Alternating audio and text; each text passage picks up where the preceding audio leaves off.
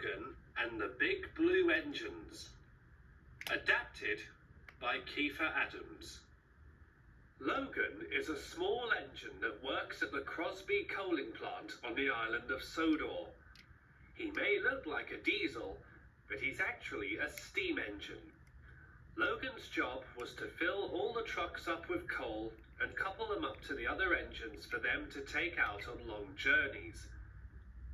Logan was the kind of engine who would always want to be really useful, even when he knew when a mistake had been made. It was the day of the Sodor talent show, and the Fat Controller had given out jobs to the engines. Thomas and Percy were in charge of deck chairs and banners. Henry and James were to bring the guests, and the best jobs of all were given to Gordon and Edward.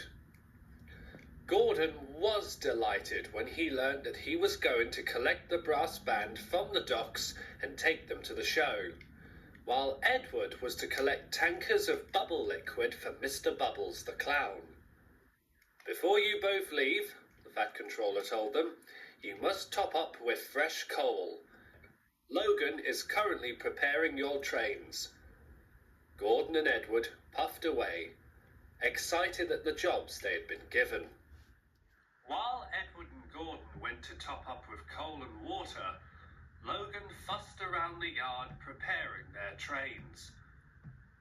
He had been called away from the coaling plant for the day as Stanley was unwell. Logan went to turn around on the turntable.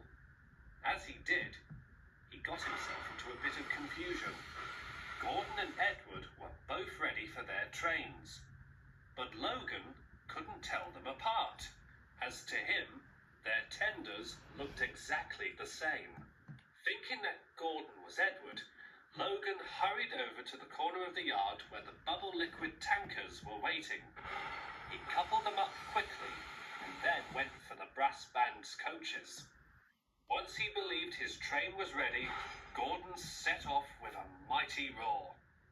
Gordon was almost out of sight when Logan managed to prepare the brass band's coaches. He then took them over to the yard. "Here you are, Gordon," Logan whistled. Edward was surprised. "I'm not Gordon, I'm Edward," he spluttered. Logan pulled up next to him and winced. "Oh dear," he stuttered. "That means Gordon must have my tankers," exclaimed Edward. Logan felt terrible. But then, "Don't you worry, Edward," he promised. "I'll make it right." He hurried out of the yard and knew just what to do.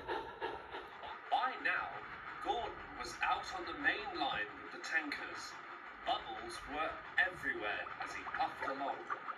Where are all these bubbles coming from? Gordon wondered. Suddenly, a few bubbles popped on his face. "Oh no!" wailed Gordon. "I can't see!" Luckily, his driver brought the train to a careful stop. Gordon's driver then went to clean the face of his engine. He had just finished when a whistle sounded in the distance. Logan came panting up from behind with the brass band's coaches. "What is the meaning of this?" Gordon exclaimed when Logan stopped. "I'm really sorry," Logan apologized. "I couldn't tell you and Edward apart from your tenders. I had a bit of a mix-up." "Oh, the indignity," grunted Gordon. "Uncouple these tankers at once." Logan did just that. During the time that it took for Gordon to back onto his train, Logan had already taken the tankers back to the yard for Edward to collect. He returned in double time. Gordon was impressed. "You may be a little diesel, young Logan, but you're as strong as a big steam engine," he exclaimed. Logan blushed. "I only look like a diesel, Gordon," he peeped. "I'm a steam engine, a shunter, and a really useful engine," Gordon concluded. At last, everything was ready. Gordon steamed away to collect the brass band from the docks and take them to the talent show, but not before thanking Logan for his hard work. Logan watched until Gordon was out of sight. Then, with his boiler bubbling and his firebox full of pride, Logan, the little shunter, headed back to the coaling plant to finish off his work, pleased that he had been really useful. Sam and the Great Bell. Adapted and told by Kiefer Adams. Everyone on the island of Sodor was planning a special celebration to honour the Fat Controller's railway. Engines had come far and wide and even all around the world to help the Sodor Museum prepare for a grand exhibition. Sam was a large green tender engine who came from a faraway place called Virginia. He was bigger than any engine on Sodor, even bigger than Gordon, and he proved to be very strong indeed. Engines and workers prepared for the exhibit's grand opening by building a great archway as an entrance for both people and engines. Thomas and Percy had very important jobs. The Fat Controller asked them to help Sam find his way around Sodor and collect materials for the archway. "We'd be more than delighted," whistled Percy. "Thank you," smiled Sam. "I greatly appreciate it."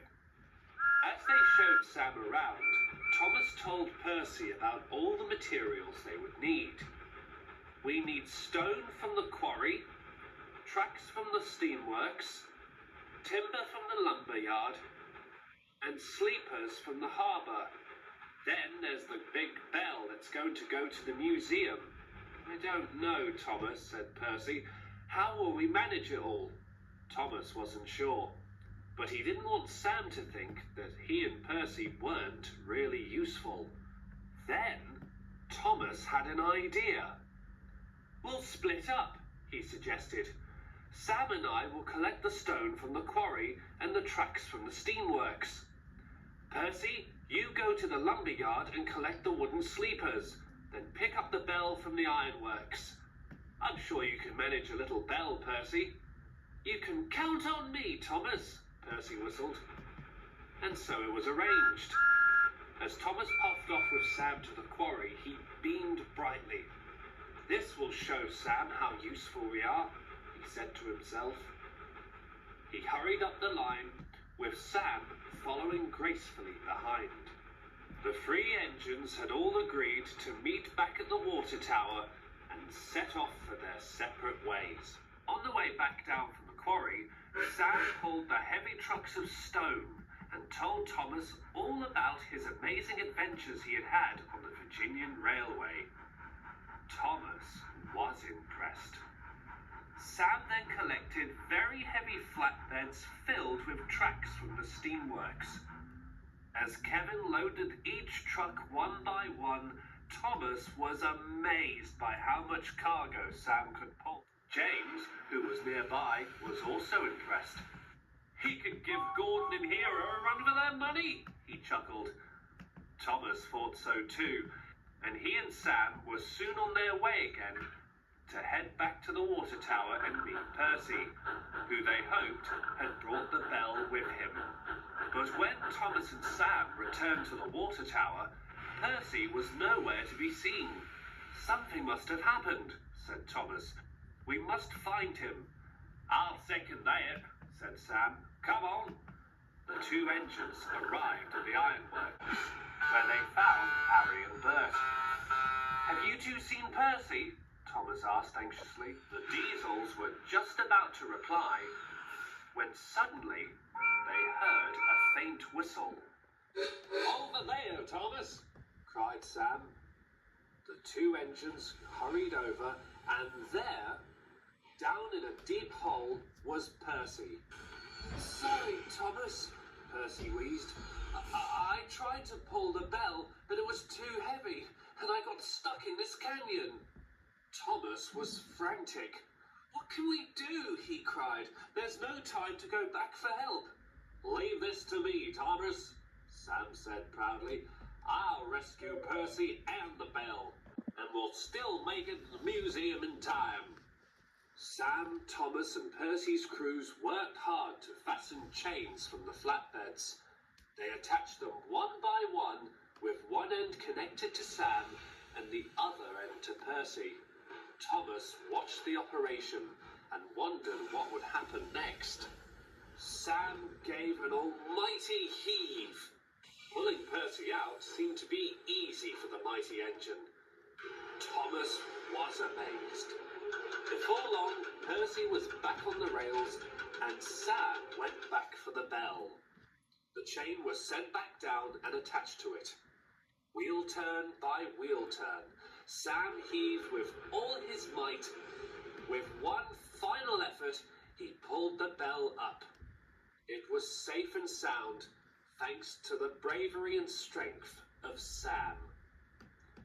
Back at the museum, it was getting dark. The other engines were all waiting. The exhibit was due to open any moment. The Fat Controller checked his watch. Where could Sam, Percy, and Thomas be, he wondered. Just at that moment, Thomas, Percy, and Sam finally returned to the museum. The Fat Controller wasted no time to rally the engines to finish the museum. Everyone worked hard through the night.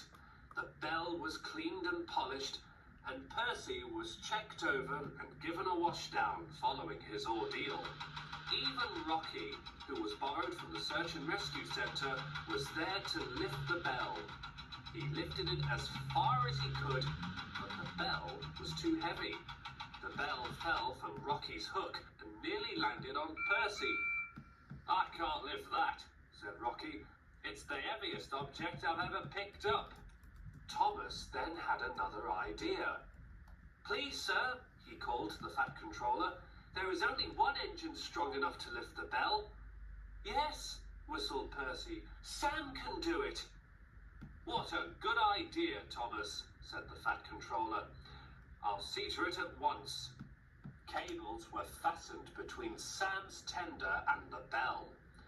With all his strength, Sam gave a heroic heave and hoisted the bell up. At long last, the bell was in place. The engines and the crowd cheered to the echo as Sam heaved a sigh of relief. When morning came, the bell glimmered and chimed over the great entrance of the museum.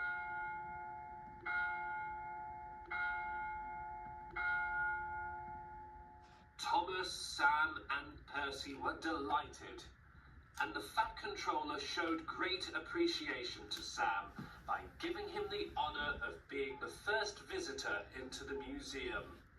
Everyone on the Fat Controller's railway agreed that this was a celebration that no one would ever forget, and neither would Sam, even when he returned to his home railway of Virginia.